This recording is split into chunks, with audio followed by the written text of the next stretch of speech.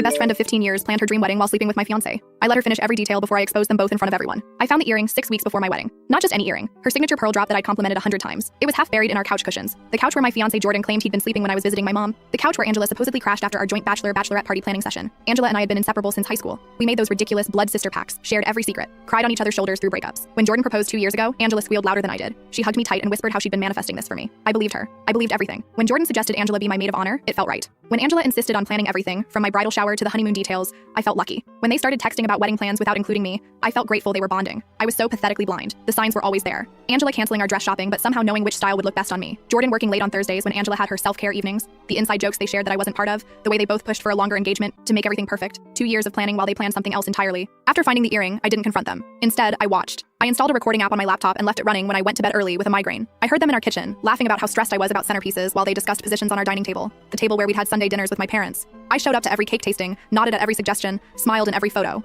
I let Angela pick the venue, a beautiful historic mansion that she'd always dreamed of getting married in. I let her choose my dress, the one she said made my waist look smallest. I let her invite Torin and Tracy, friends I barely knew but she insisted, made the perfect wedding party balance. I said yes to everything while dying inside. Eddie, my brother, noticed something was wrong. He cornered me at the rehearsal dinner, concerned about my mechanical smiles. I almost broke down and told him everything, but Angela swooped in, arm linked with Jordan's, gushing about the perfect weather forecast for tomorrow. The forecast she'd been checking obsessively because tomorrow wasn't just my wedding day. It was her moment too, just not the moment she expected. The morning of the wedding, Angela helped me dress, pinning my hair exactly how she wanted it. She kept saying how this day was everything she'd imagined. Not everything I'd imagined, everything she had imagined. I nodded and thanked her for being such an amazing friend. She hugged me and said some best friends were more like sisters. I smiled and thought about how some sisters were more like Judas. 200 guests filled that historic mansion. Angela had insisted on the expanded guest list. My parents had remortgaged their house to afford it. Jordan's family flew in from across the country. Angela's parents beamed at her from the front row, probably wondering when it would be their daughter's turn. If only they knew. The ceremony started exactly as planned. I walked down the aisle on my father's arm toward Jordan, who looked nervous but happy. Angela stood proudly beside where I would stand, bouquet clutched tight, wearing the dress she'd chosen for herself. When the minister asked if anyone had reason to object, I turned to face our guests. My hands weren't shaking anymore. I'd been silent for 6 weeks. Now, it was my moment.